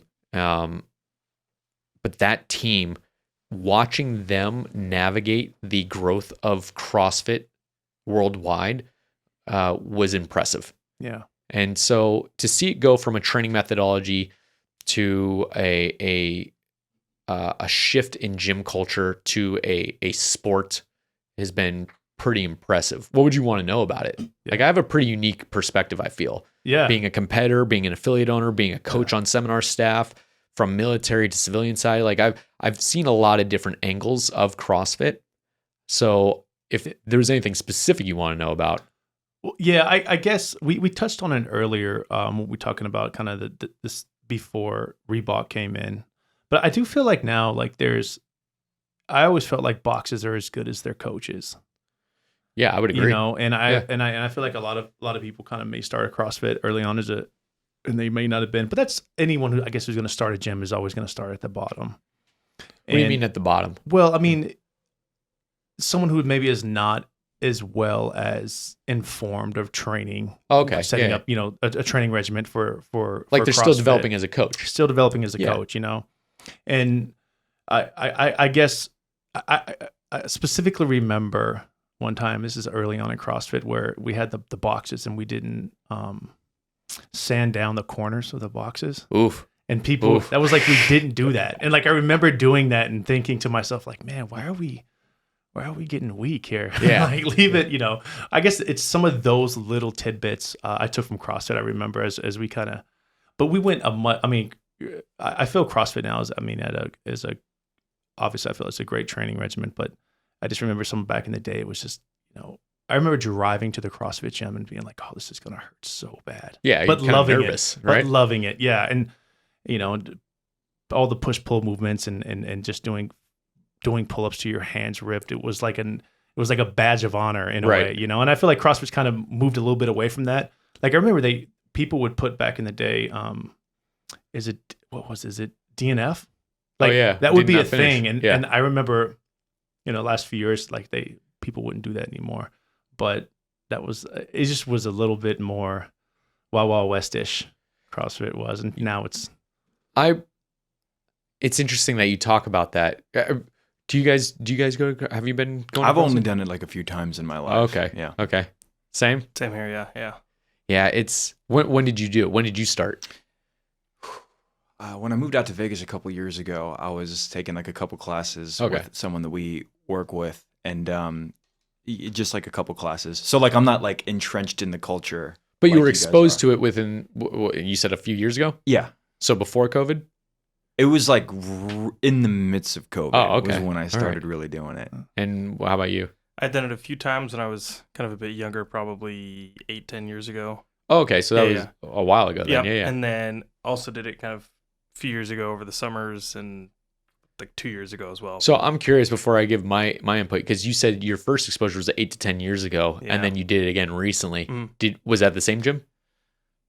No, it was not. Did you notice? I mean, every gym's going to be slightly different. Yeah. Every gym. But did you notice a drastic change in the culture between the 8-10 years ago versus a couple years ago?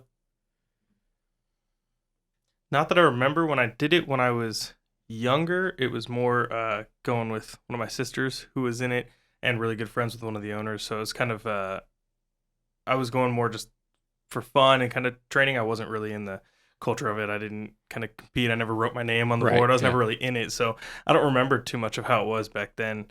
You feel like you weren't able to get as much of a sense to evaluate? Yeah. Because yeah. I mean, you've been doing it for over a decade, well over a decade. How many? 13. Jeez, yeah, 13 years. You old as I've fuck, dude. No. Like, not as big of a part of my training as it once was. Right. Because I decided I wanted to focus on one individual thing. So I think CrossFit is amazing in regards to giving you full like athletic aptitude across a really broad range. But if you want to specifically be good at a sport like basketball, your training has to be more periodized.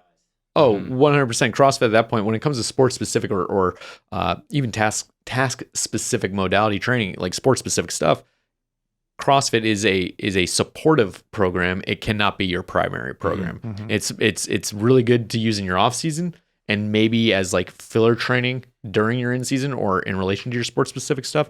But going back to, and that's interesting that you bring that up, because we saw a lot of people as the culture was shifting. A lot of people, sport-specific athletes, basketball, football, soccer, started using CrossFit. And what you saw is that the culture shifted because there was an influx of people that found CrossFit useful. or found CrossFit beneficial that weren't there for the austerity of the program. Like early on, if you found CrossFit, you were doing it because it was hard. You were doing it because it was an extreme training, and because it was, like you said, almost like a badge of honor to make it through some of these workouts. But I've said this before, and I'm not sure if I heard this somewhere or if I made it up. CrossFit is so effective that even if you implement it poorly, it's still going to get you better results than the vast majority of programs out there.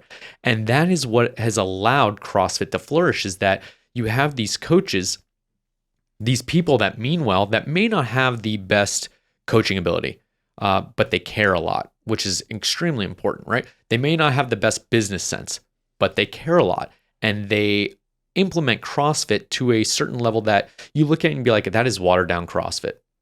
But people are still getting results with it. Yeah. And people are still having a blast with it. And it speaks to how impactful a product or service is.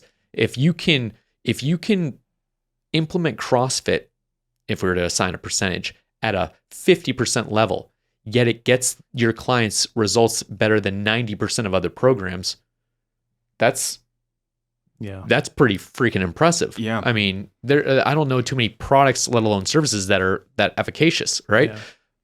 But on the flip side, early on, you saw people implementing CrossFit really, really well. I think, this is my personal opinion, because sport had yet to influence it. Now people see the CrossFit Games and they think that's what CrossFit should be. And it's become gamified. Absolutely. Instead of just a way of getting a really good workout in a team setting. People the use... The amazing thing about CrossFit is like you'll never find a community like it unless you're probably like in special ops or something like that. Like it's the closest you're gonna find. So like as a civilian, That's right. to get wrapped into that community, yeah. like you feel like you're calling in sick to work if you're not making a workout. Yeah. You have your group that you work out with every single day, and it's like by far the most unique team experience, even playing team sports that I've ever been involved in. Absolutely, Yeah, because that's true. To piggyback on that, it's where's Jason? He's not at the 4 o'clock class or the 5 o'clock You're checking in class. on people if they don't make it for a few days. Like it's a big deal. And I think that like for people that are just normal, everyday people that are working in the service industry, working as teachers in schools, nurses, like you get such a diverse group of people that get to feel that team aspect that you don't feel that in other parts of your life. Yeah. If you're a Navy SEAL, you're training every day. You're just automatically a part of this team. But to get that team atmosphere for your fitness when you're not doing it professionally is impossible. A lot of what I felt CrossFit's secret sauce was, and there's probably many things, but was its ability to create a competitive environment mixed with such like high team camaraderie with each other in every class. It was like that social dynamic in CrossFit is so unique to CrossFit, man.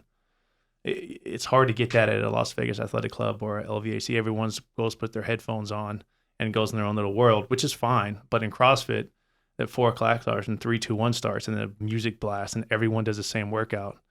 That environment is so, I don't know, addicting and like so great. That's one of the things I do miss about CrossFit. And the CrossFit gym and just boutique gyms in general, the business is uniquely positioned to have that impact on the client, because if you think about it, there's no other business that has as many touch points with someone. Think about your day to day. Who do you see every single day? What business do you interact with every single day? Other than your job, maybe the coffee shop, if it's part of your routine, and then it's the gym. You don't go to the dentist every day. Yeah. You don't go to Target every day, multiple times a week though. Maybe the grocery store multiple times a week, maybe if you're eating a lot, right? Like there's no other business that you interact with on a day-to-day basis. And usually that this business is built into your routine and it's the same time. And most people are similar in that sense. So you're going to the same class at the same business with the same people. Outside of your family and your colleagues at your job, the people that you see at your CrossFit class are the people that you see the most outside of your family and your colleagues. Yeah. and I try, when I talk to affiliate owners and coaches, I try to get them to realize that, like, when it comes to impact on someone's life, you are going after family and after their boss. You, as their coach, are probably going to have the greatest impact on their day-to-day life. No other business is going to interact with them 300 hours out of the year. And so when you realize that as a coach, you start to, I see a shift in perception. I see a shift. Coaches start to take their jobs a little bit more serious, right? And I think when we're talking about culture and being able to implicate or execute CrossFit well, if you just look at yourself as a trainer, I facilitate group exercise, and you don't realize, like, no, there's an ability for you to be a professional here and actually drive impactful change in someone's life beyond exercise. The coach, you actually said it, a gym is only as good as their coaches, and a coach has to realize their worth before they start putting out a good product. All coaches should stay humble, right? But you need to respect the fact that your ability to execute a good CrossFit class has more implications in a person's life than you actually might initially understand. So true. I think so many people got into CrossFit because they saw the explosion of it. People that were business minded figured they could get into CrossFit because they could take advantage of it. And they could take advantage of it, but it's not going to succeed in that aspect. Yeah. Like, you're not going to have the success that you're thinking as a business person because of the human aspect of the like impact that you can have on people. So I would be surprised today if there's as many CrossFit gyms in Las Vegas as there may have been 5 or 6 years ago. Right. You saw the lack of training, the lack of people taking it seriously because they were just after the money grab. Right. They thought would be there because it was so popular. Yeah. So you're weeding out the people. It's almost like the SEALs. The people that wanted to ride the trend versus the people that were doing it for the proper reason. Yeah. And CrossFit had a great ability to touch people's lives. Like you mentioned, like the soccer moms, and like there's countless times, CrossFit for so long. I remember, and like I was like, oh, this soccer mom's never done a pull up in her life, never done, and like she goes in there, she keeps coming every day. She gets on the bands doing it, and then one day she does it, or same thing with a muscle up, and it's like, man, it's. Those moments and I can imagine those people, like, there's not a lot of moments in your life where like you're working on something because you're going to work, you take care of your kids, you get home, and then now you're working on this one thing to get a pull up or get a muscle up. And like I've seen people cry after they've like done it, and I'm like, man, it's so cool to watch like someone like practices something and then finally does it. Very few jobs allow for that. I mean, think about it, like, when was the last time that you could see tangible progress on an actual goal that you have set? I mean, your job, if it's a good job, will probably allow that and deliver fulfillment that way. But the gym and working on performance, which is what CrossFit, I think that's one of the things that CrossFit brought forefront to gym culture. Like, CrossFit made working out an objective thing, being like, are your times getting faster? Are your loads getting heavier? Are you objectively getting more fit? Before that, going to the gym was, hey, I'm doing this to look good subjectively and feel good subjectively. Like, CrossFit does a great job at highlighting your work making progress or giving you progress. And I think that is an aspect of culture that, I mean, I don't want to get on a soapbox or anything like that, but I think our country needs more of that. Yeah. Right. Yeah. So I'm really glad that, one, I got to be part of CrossFit's explosive growth, but share that perspective with people that got in at an early stage, but that it did catch on and that it did get popular. Yeah. Because I think there's a lot of benefit to it. Yeah. Like, if you've seen where it's come from, so like the first CrossFit Games was in Aromas at somebody's ranch. Oh yeah. I remember being at the first CrossFit Games at the Home Depot Center in California, which that's where like the Galaxy play. I don't know what it's called today. The name has changed several times. Being there the first year, like the last event of the CrossFit Games, like the first one, Rich Froning won. Yep. And there was like 700-800 people there, and we were going nuts, and we thought it was the coolest thing ever. 2 years later, you couldn't even get tickets to the events. Yeah. I was at CrossFit Games I was the year before when he was having problems climbing the rope. Yeah. Oh, 2010. Yeah, I was at Yeah. that one. Yeah. 2010, I remember at the ranch too, like Miko. Is it Miko Sailor? Yeah. What's his name? Yeah. That was 2009. 2009, Yep. like hammering these steaks like with a sledgehammer as like part of a workout. And like that's what CrossFit Yeah. was, man. We had no idea who that guy was. He showed up He was a and beast, though, man. and we're like, who is this guy that sounds like drunk Sean Connery? He's like, yeah, my name is Miko. I'm from Finland. And we're like, who the fuck? Like, where is this guy from? Because he was second after Chris Spieler on the run. And nobody touches Chris Spieler on a run. Yeah. And he was like on his heels. And he's quite a bit bigger than Chris. So we're like, wow, this guy who looks pretty jacked can run fast and far. And then he took second on the deadlift immediately following. And we're like, whoa, that's not supposed to happen. If you're that fast of a runner, you're not supposed to be that strong. Like, that's the point of CrossFit. It's supposed to equal it out. Like, how do you have such high capacity on opposite ends of the spectrum? Because he pulled like over 500 pounds or 495 or something like that. It was something stupid, where Chris had teetered out at like 385 or 400 or something. And it just from that moment on, this is the first games that I participated in. I just remember everybody swarmed Miko. Like, where are you from? How do you train? What are you doing different? Right. And we learned, Chris Clever was another one that year that broke out of the shell. We learned about high volume training. Yeah. And he said, he's like, oh, I work out like 3, maybe 4 times a day. I'm butchering his accent, but whatever. Finish. Right. And we were like, wait. You work out 3 to 4 times a day, like CrossFit style? He's like, well, in the morning I row a 5K. I'm like, oh, like nice and easy. He's like, no, I go hard. I do it in like 18 minutes. I'm like, what? And you do more after that? He's like, yeah. And then I'll eat and I'll rest a couple, and then I'll do weightlifting. And then he'll do like 2 Metcons. And this back in 2009, nobody was doing that. We're like, steroids, test this guy.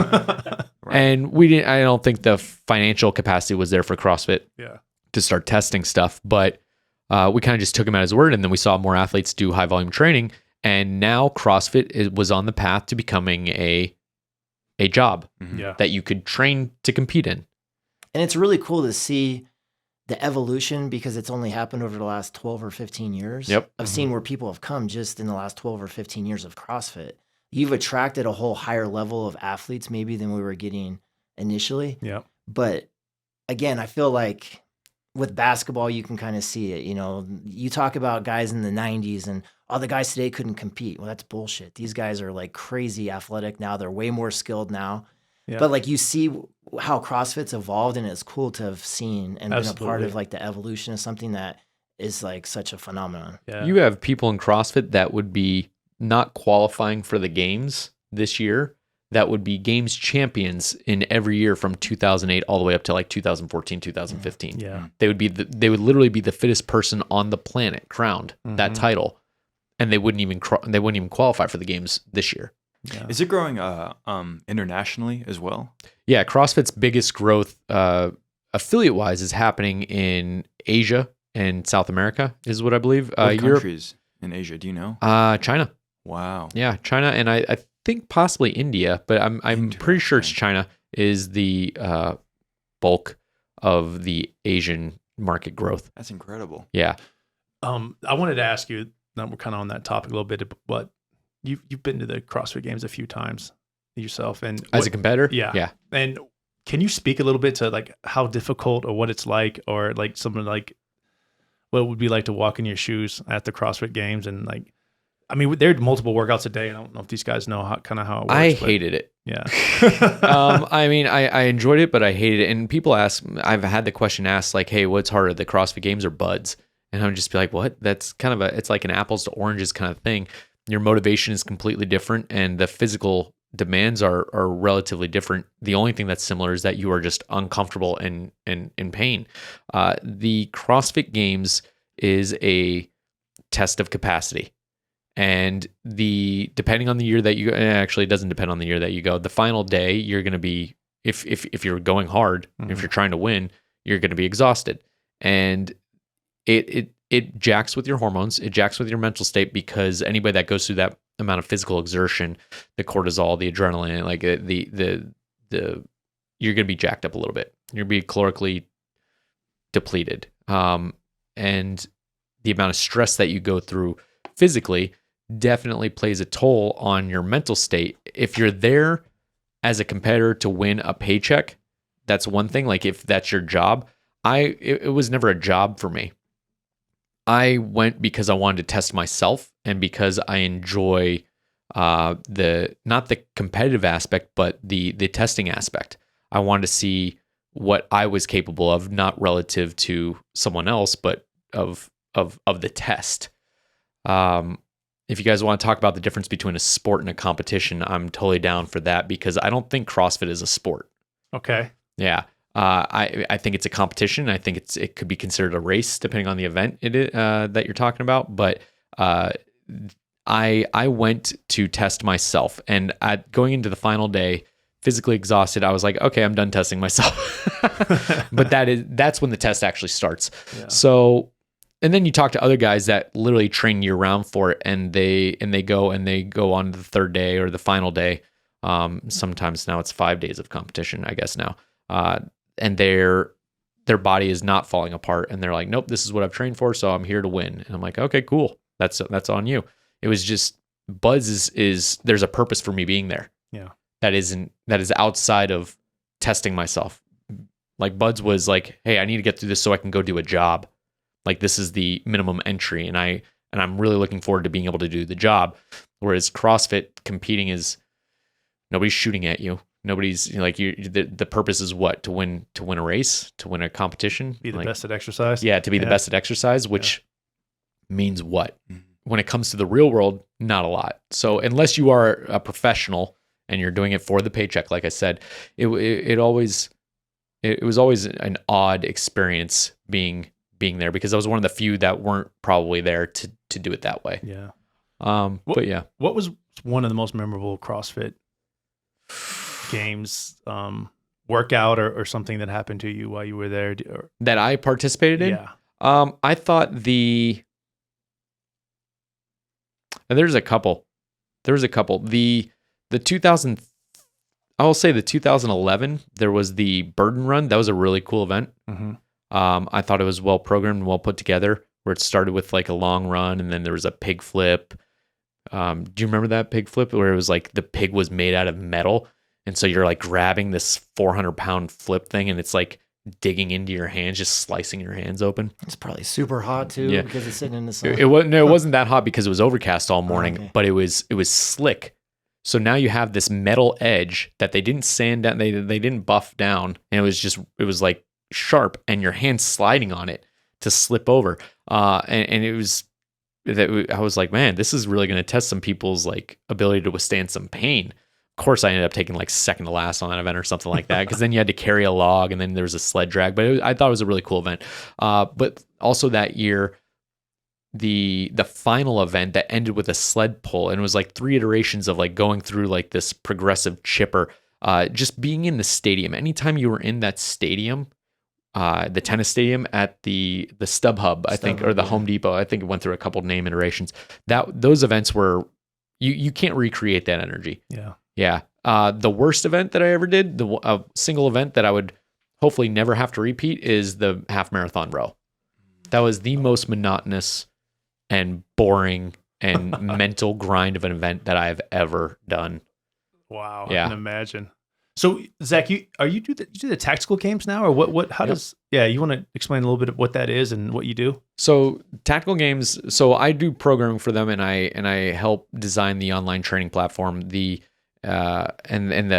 shooting courses that they put out. What was the origin of the tactical games?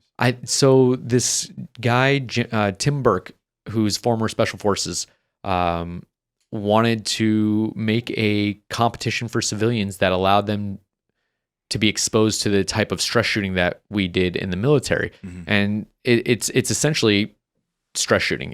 You're going to physically exert yourself, and then you're going to go to the line and you're going to see if you can shoot accurately. And we did plenty of iterations of this in the Navy, and I know SF guys do the same thing. And because there's no situation where you're just going to be at a resting heart rate and you're going to be on a flat range with no fatigue, and you're just going to be like, yeah, I'm going to shoot this guy. Mm-hmm. Like, it's not going to happen. So what you do is you just lift sandbags, carry axle bars, do burpees, climb up and over objects, and you're wearing your kit and you get your heart rate jacked up, you get some muscle fatigue, and then you go to the line and you try and make some certain shots. And depending on the event, the shots will either be very, very close, very small targets, big targets, very, very far. It's CrossFit in that sense where it's non-anticipatory. Like you don't know what the events are going to be until you get there. You can't really train for a specific event. You know, hey, I'm going to have to be strong and I'm going to have some cardiovascular capacity and I'm going to have to know my equipment really well and I'm going to have to be a good shot. But it really comes down to, can you operate your equipment when you are redlined? Mm-hmm. And the tactical games gamified it and turned it into a sport, and it's gaining a lot of popularity, especially with CrossFitters that, apparently a lot of CrossFitters like their guns. Yeah. So it's like, hey, I'll put on my 511 tack plate carrier thing and come out and see what I have. And then they realize like, nope, that thing sucks. Let me go buy a new one. Yeah. Let me make some changes to my rifle. Let me become a better shot. It is still a shooting sport though. Okay. Like you have a demand for physical capacity, but you will not win or do well based off your physical capacity. Like you need a certain minimum level of physical capacity, and then the rest of it is shooting. Understood. So if you're not good with your pistol or rifle, you'll get good. You'll have to. Yeah. After leaving the teams, did you stay proficient with like weapons training, or is this something that's like kind of brought that passion back? That it has. I didn't stay super proficient. Like I own an AR-15 and I have a few pistols and stuff like that. And I would go shooting every now and then, but I would not train. And this did spark that motivation. It got me back into the habit of actually training when I go to the range, as opposed to just, I'll set up some targets and plank, because that's, we even say it's turning money into noise, because you're not really gaining skill. You're just maintaining familiarity with the weapons platform maybe. But now I go to the range and I train and my skills improve. They're getting back to where they were, which actually, now that I think about it, is not actually that good. You want to talk about like good shooters? The world's best shooters are not in the military. There are some great shooters in the military, but the world's best shooters are civilians who practice shooting. There's a very big difference between an operator and a good shooter. Like in order to be a good operator, you have to be a good shooter. But there are so many other skills that you have to have that aren't directly related to shooting. Communications, logistics, movement, and different types of styles of shooting, different weapon platforms, mobility stuff, like medical. There's a lot of skills that you need to be a good operator. But to be good at the tactical games, the name's kind of a misnomer, but to be good at the tactical games, you have to have a high degree of fitness and you have to be a good shooter. Yeah. Okay. It's fun that way though. Yeah, I bet. So would Zach ever open up another gym? I'd like to. If the opportunity presented itself to where it was not setting me up for failure, I'd probably jump on it. I do miss coaching. And right now the only exposure I have to coaching is through seminar staff. So it's not like the day in, day out coaching of classes where I get to work with people and like see their progress and facilitate their progress. It's really an honor to the ability to introduce people to the CrossFit methodology through the level 1 course and then hone their skills as a CrossFit coach at the level 2. But those touch points are very, very minuscule in the grand scheme of things. And hopefully I'm setting people up for great success elsewhere, but I do miss coaching the same group of people day in, day out and helping them achieve their goals and see progress. So if there was an opportunity to open up a gym in a location that wasn't, behind the 8 ball when it came to overhead and expenses, I'd probably jump on it. Yeah. Yeah. Good. Do you guys have any more questions or? This was really cool, man. Yeah, we covered a lot of really. I feel like I was just rambling for the vast majority of this. That's what we want you to do. Oh, dang. Yeah. So, yeah. This has been fantastic, man. I really appreciate you coming on. So. Do you guys have more time? Yeah, all the time. I'm interested because someone asked a question and I know I brought it up, but I love talking about this because I try and get people on my side. Mm-hmm. All right. So CrossFit as a sport. Mm-hmm. this is my definition of a sport. A sport should be an event where the opposing players, the people that you are competing against, can directly influence your tactics or strategy. Like CrossFit's a race. Like whatever Rich is doing in the lane next to me, or whatever Matt Fraser is doing, or Tia, like that's not going to change what I do in my event. Mm-hmm. But in football, you have to react to the other sport. I feel like that's a sport. I feel like there's a difference between a competition or a test or a game or and a sport. So then would you call like track and field, like the 100-meter, 200-meter dash, is that like a sport? No, that's a competition, because what are you competing against? You're competing against the clock. Right. Yeah. Like you're ranked against other people, but no matter how that person runs their race, that's not going to change the fact that you're going to run your race the same way. Yeah. I guess it makes sense. Yeah, I guess insofar as like track and field is a competition, not a sport, CrossFit would be in that arena. Yeah. It's like there's nothing that Rich is going to be able to do in his lane that's going to change the fact that I'm still trying to go as fast as I can. Right. Do you ever see... Interesting. You're a lot more mentally strong than a lot of people, though, because I think that there's a lot of people that will see Rich doing what he's doing, and it will completely change their game plan. And if they figure, I have to beat him to be on the podium. But it doesn't change their task. It doesn't change the task, but I feel like it changes the way you would do the task. Possibly. Like if I got a guy next to me... It might not change their technique, though. It might change their strategy. Like if you have a guy that's next to you and he's going unbroken on clean jerks, and then you might automatically, okay, maybe I will hold on to the bar. I still have to do 30 clean jerks. Where if it's like, if I'm running a slot on like there's a running play, and it's like, oh, I didn't know that person was going to be there. I have to change immediately. Yeah. Like I have to react. Otherwise, I can't accomplish the task. I don't know. I just feel like calling CrossFit a sport and calling gymnastics a sport or weightlifting a sport it kind of downplays what the athleticism or the reactionary skill that is needed by football players, basketball players, soccer players. Like those That's are sports. Yeah. Yeah. Like combat is a sport. Like wrestling, I think, is the pinnacle of fitness, or fighting, MMA maybe at this point, because it's literally like, you have to have the opponent and you have to be able to read them and react. Right. Yeah.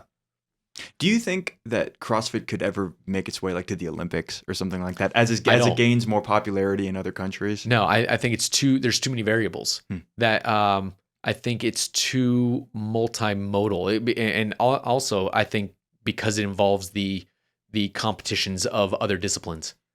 Like if you think about CrossFit is at its very roots, it is track and field events combined with weightlifting events combined with calisthenics events, not really gymnastics, but calisthenics. Do I think it could be an Olympic sport? I think the Olympics would be, if we get to the point to where the Olympics have accepted CrossFit into the fray, I think the Olympics are in trouble. Wow. Yeah, I think they're searching. Interesting. Yeah. One of the cool things about CrossFit is you're not necessarily the best power lifter. You're not necessarily the best runner. You kind of get to combine a group of things over a really large discipline. That was always one of the coolest things about going to CrossFit every day. Find what you're weak at and work on it. And then it's going to be something else that you're weak at. Like you're never going to get to the... There's never an end point. Yeah. That's right. Yeah. Unless you're rich. Or Matt or Justin, I guess. Yeah. It was like tough for me to like step back from CrossFit after doing it for so long, but I decided I have this window. I want to be really good at basketball for as long as I can. Right. And now it's become a thing where like I know at some point I'll be back in a CrossFit gym just because the community, the fact that it kept me active, it's kind of nice to just go in and be mindless and know the trainers are going to come in and give you the program and give you the cues that you need. You don't have to plan your own programming. You just have to show up and put in the work. Yeah. Exactly. Yeah. And so you can just show up and put in the work, and it's like well designed if you're at the right gym. Yep. Yeah. Yeah. Yeah. I definitely miss, to your question, I definitely miss the affiliate setting.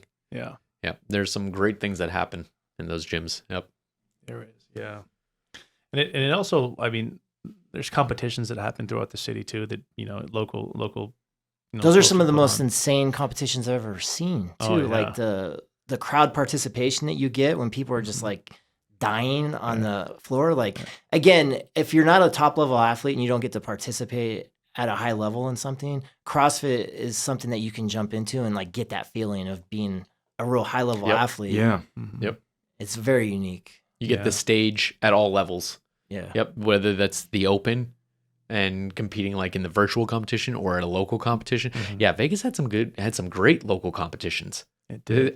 You put on some good ones at CrossFit Las Vegas. I think I remember the Fit Wars was a I remember doing pretty that fun one. Yeah. I haven't stayed in touch. Are they still doing stuff out here? I think they are. I haven't either, but I would assume that they're still putting on something for sure. Valentine's Day Massacre's coming up. Yep, that's a good one. Yeah, no. Police and Fire Games that's like another one, isn't it? The what? For what? Like the Police and Fire Games. I thought that Police was and Fire Games, Valentine's Day, the Apollo Games. I know those things are happening, and dude, I'll tell you what, the best and worst things of CrossFit have come from the ego that is the sports side. Oh yeah.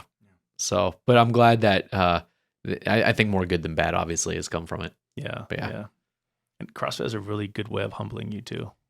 Every day. It's like, man. You come 2 or 3 days in a row and you're at the top of the board and you feel like you're king of the world, and then the program changes, like what's expected of you. It gets into your weaknesses, and then you're at the lower end of the board. Yeah. Ever do squats on one leg?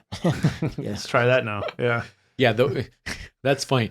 The people that are best at squatting on 2 legs are usually not the best at squatting on 1 leg. Yeah. That's funny. Yeah. But I agree with you. I like your the way you view it is it not being actual sport, it's more of a competition. Seems fair. Yeah, I'd like to come up with like an actual definition. Like write out define sport. Like CrossFit, this is what got me into definitions, was CrossFit. CrossFit is defined fitness.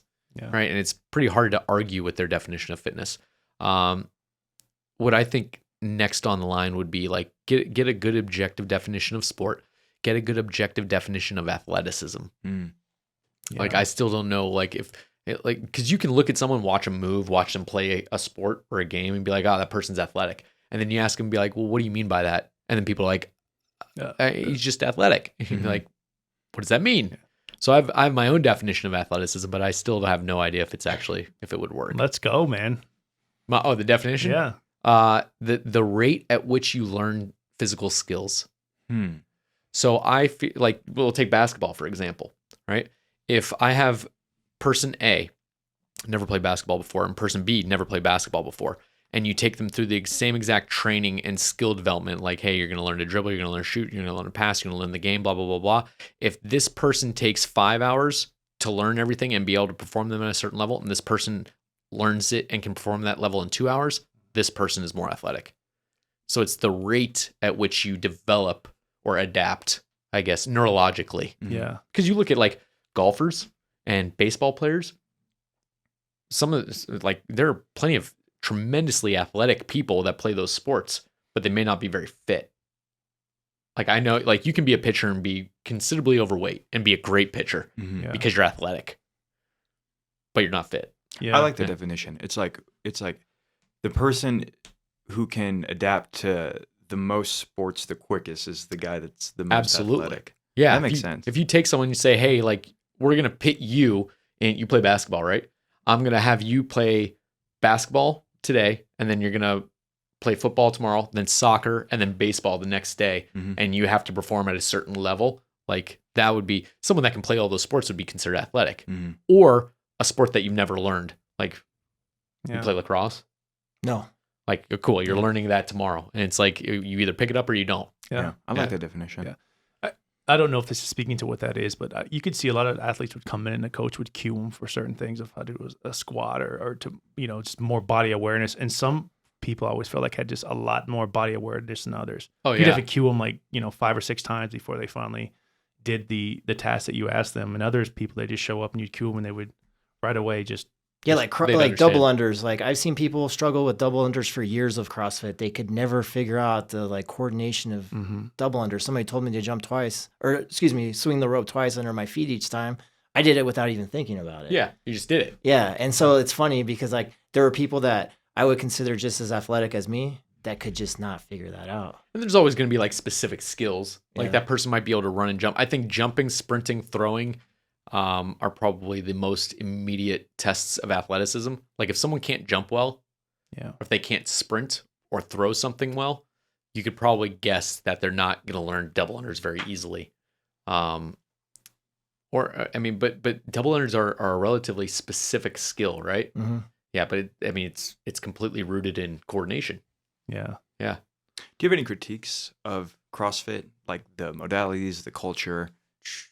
I wish more people would treat it as a program of progress rather than a sport.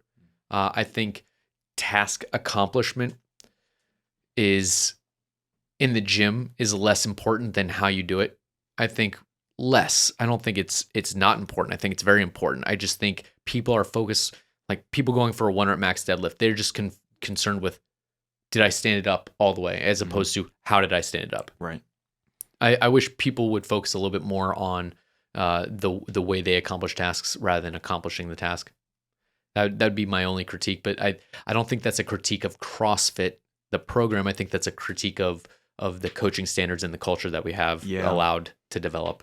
And just like the way that kind of like our modern society like views fitness. I think like so many people, they just want to like jump to the end to have like the nice body to be able to lift it all. Immediate results. Yeah.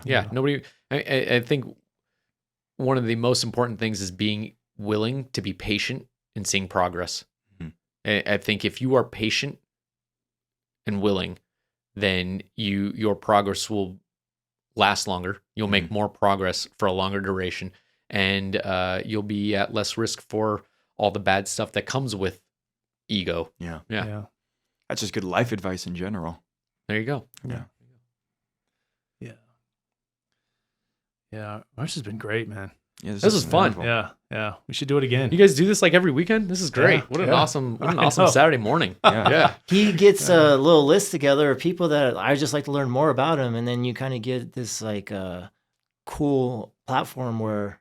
Yeah, this is awesome. Yeah, it kind of very cool. Get someone to kind of tell their story or talk about someone else's story, whatever the case is, and I like you diving into like the intricacies of like each component of like SEALs training is so we didn't even go that far into it. I really just talked about, like, I just realized Bud's like first phase. We didn't even talk about dive. We didn't talk about land warfare. There's a lot to unpack, but like I wouldn't want to bore anybody about that stuff, but it's not boring. it's not boring, man, at all. I mean, but like that is like a whole other podcast. Oh, absolutely, Each phase of SEALs training. It's cool stuff, and it was a big part of my life, and it definitely helped shape me as an adult. Mm-hmm.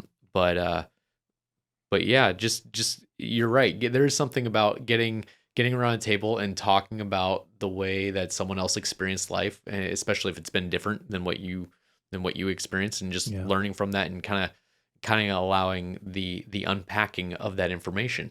It gives cool perspective. Yeah, it does. This is great. Get a cup of coffee and just start talking, man. Oh yeah, that's awesome. Yeah. Well, this has been good. Do you have anything else you want to? Oh no. Talk about Zach or no? No, this is great. How long have we been talking for? About 2 hours.